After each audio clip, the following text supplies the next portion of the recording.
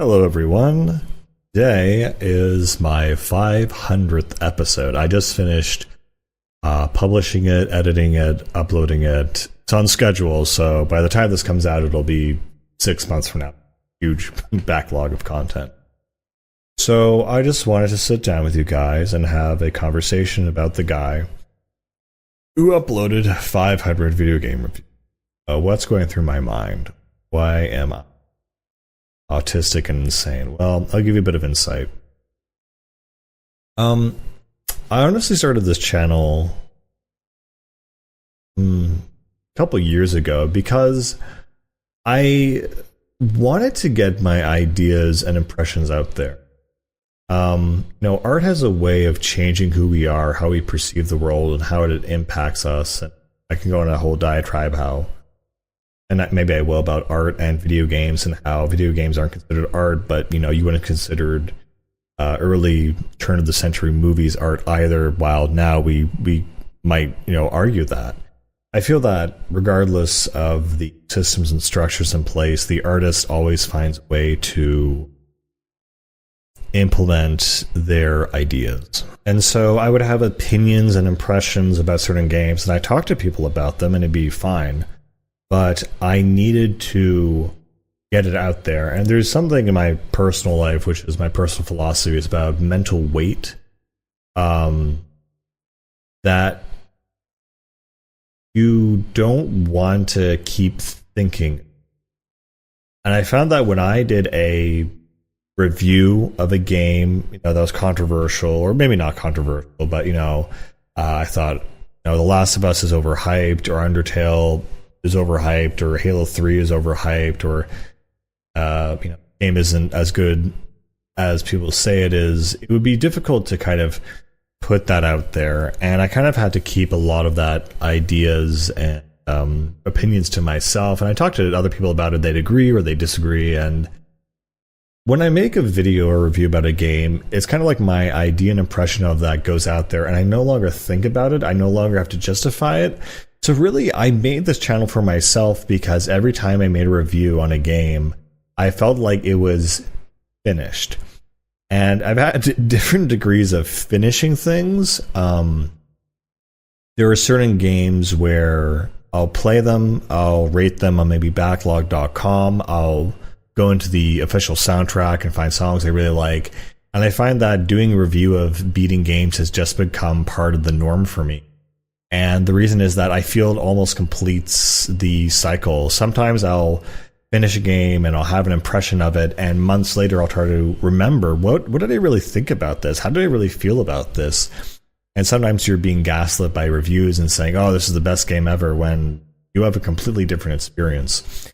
So for me, it was a way to concretely finish the experience of a game is by telling people about it, how I felt and thought about it.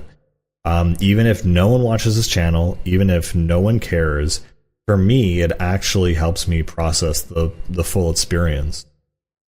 So that's number one. Number two is that I just wanted to be able to have a repertoire or a recognition of my expertise. I love video games. I think they're an interesting art form. I think they have things to say, and they have experience to give you. When you go into anything, whether it's a book or a movie or a video game, I want to stress the video part of that, because the reason I play games is for the reason of the video part. Games by themselves are just systems of win-lose scenarios governed by certain mechanics. And that to me is very boring. But the video part about it is that it's the narrative. Even if it's just an aesthetic, it has some kind of value. There's something about it that you can trace those ideas and those conceptions back to. For example, when I would play Assassin's Creed Revelations, I had no idea about Byzantium, and I did a little research project into the Byzantine Empire because I had never heard about it until that video game came out. And I realized, wow, this is actually a major point of history that I just was blind to this entire time. And I found that to be really interesting. Additionally to that, certain musical themes, ideas, perpetuate themselves in games. They're a collection of visual art, music, technology, and storytelling. And to get that all right or in a good package is very, very difficult. It's hard to do one of those things right, but to do all those things well is a really interesting feat as to what a game is. And personally, to me, they're more similar to books, because as great as a great movie can be, it's only 2 hours. So to dissect all the world and to go in depth like a book does, video games are much more like that. And they're much more interactive too, because you're the one driving the story, driving the whole experience forward. And to me, they're just beautiful things.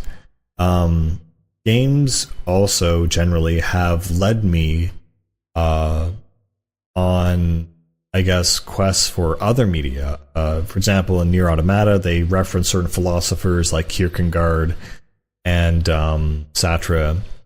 And that actually influenced me, because I love that game so much, to follow that line of creativity and read Kierkegaard. And it was a great experience because of it. Similar to Persona 5 and Metaphor Fantasio. That's based on, and they're kind of upfront about it, which I enjoy. They're based on Maurice LeBlanc and Thomas More's Utopia. And that made me read those books, really. And so it's this interesting line where we're following media that inspires media. And to say media or content is kind of derogatory. Really, it's art is what we're after. Things that speak to the nature and the complexity of the human soul. And as Aristotle said, art imitates life. That someone was inspired by something, and that piece of art captures it so clearly that those patterns of human nature inevitably reoccur, and you can point back to it and see, aha, this is what happens when it's power hungry or whatever. And so all of these expressions, all of these contexts, they're all linked together. And so the pursuit of art and understanding the complete human experience is really important and interesting to me. And so the pursuit of art and finding art in the medium that I think I was just born at the right time in the early 90s to experience. I would say the golden age of gaming was 1990 to 2010, when you just had art and technology together make very new, interesting things. Now it's very corporatized and selling out. At the time, I was just really exposed to the high art of this medium, and I feel it's my duty to disseminate, recommend, and talk about it. Additionally to that, perspective and point, recommendations, I think, are very important and very useful, and that's kind of what I try to promote with this channel, is what you should play and what you shouldn't. Especially with the future of gaming becoming more, I'd say, indie focused in terms of quality, frankly. There are so many experiences that people just might skip and not know about. I think there's nothing worse than someone who could have fallen in love with something and they just didn't know it existed. It's like that person in your class is madly in love with you, and they don't know that. They can't confess it to you.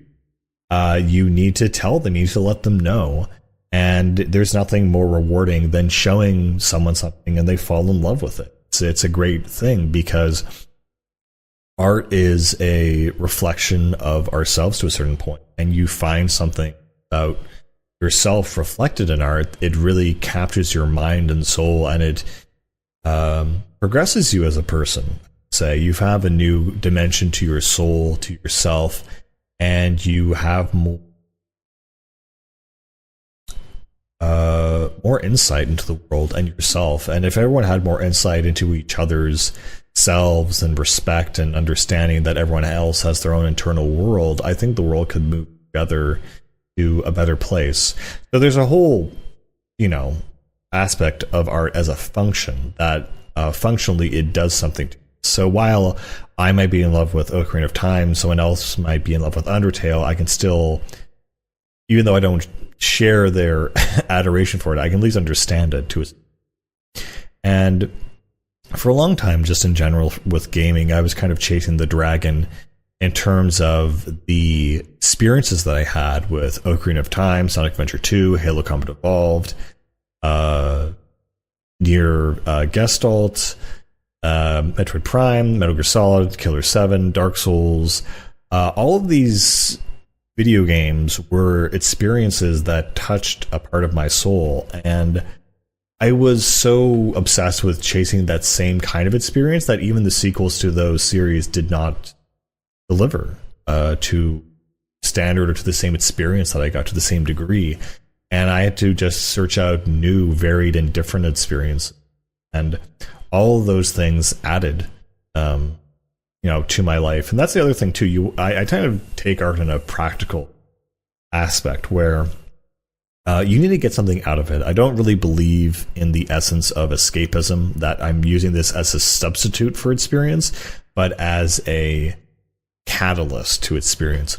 I mean, one thing is just to talk about it with other people, have that shared experience, recommend it to them, but also just to bring up context of things like, I don't know, there's some horrible natural disaster or something, and someone puts Dark Souls font over the screen. You know exactly, like, the sound, the mood, the location. You fully appreciate that context and the aggregation of context. Funnily enough, this whole philosophy is shown actually in a video game, and I've never felt so called out. It was in Planescape Torment, and one of the factions was called the Sensates, and they believe in this. They have this special technology where they have these crystals which hold memories and experiences, and they really mean that every experience is part of enlightenment and wisdom. As much as theory may take you, really experiencing something, really knowing something is more important. And so these experiences are, for everything from a happy spring day and a popsicle to getting tortured in someone's dungeon and losing all hope. They really do see the breadth and depth of humanity in a intellectual, emotional, spiritual, shared experience, and to have everyone exposed to that as much as possible, and to experience as much as possible from the safety of their sensorium, that they become wise and knowledgeable about the world and helping others experience things. And I feel that in a way is the function of all art, that it's reflecting humanity, and through the more reflections, errors that people make, you can come to learn and understand things, as well as you could argue art that is actually the function of propaganda, that's trying to convince you of something that isn't true and isn't real. That's it's very icky and disturbing to experience that, especially when you recognize it, and worse when you realize that others don't recognize it. So yeah, we liked seeing something deeper in our nature reflected in media, because it speaks to something that's true rather than something that's forward. And differentiating between the good and the bad, how it's well done and poorly done, I think is important in terms of culture.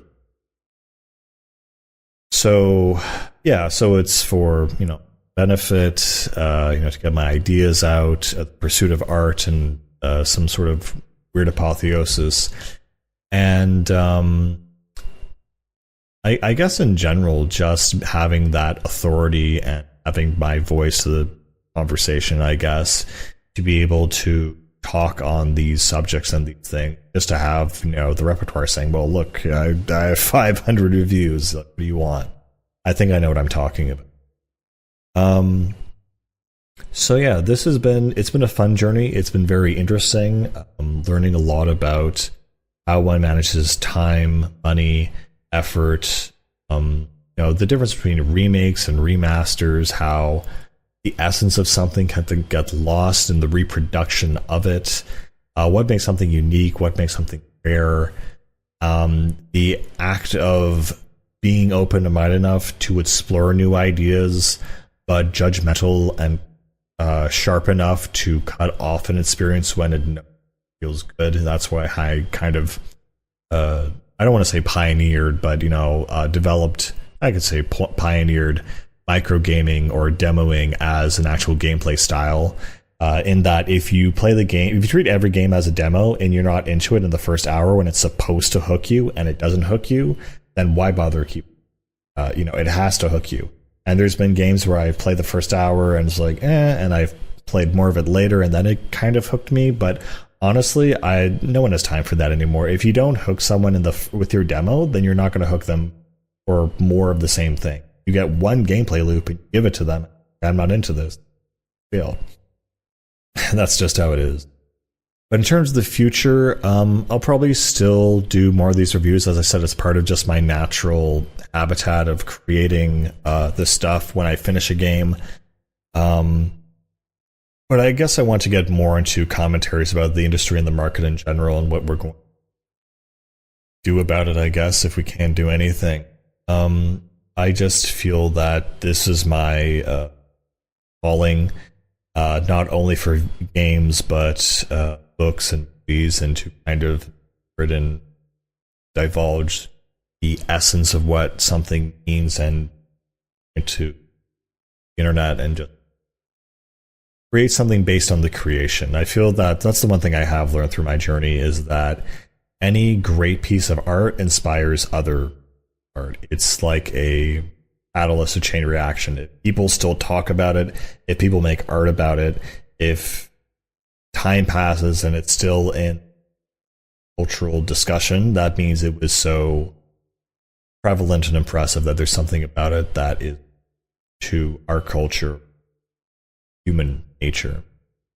And just understanding that and sharing that with everyone, and also being a pseudo authority on the matter. But yeah, that's pretty much it. I'll still be cranking out reviews, I guess, here and there, but as I play less games, as I've played what I consider to be most of the decent games in existence, I will be moving on to literature, maybe movies, music. I don't know if I can review that. But yeah, that's kind of where we are. Anyway, I hope that through my channel you've discovered something that you love, or you found someone who agreed with your weird, obscure opinion, or that this kind of madness is possible and behind it. So that's all I want to say. Keep playing games, keep falling in love with things that you like, and understanding why other people love other things as well. And with that, I'll see you later.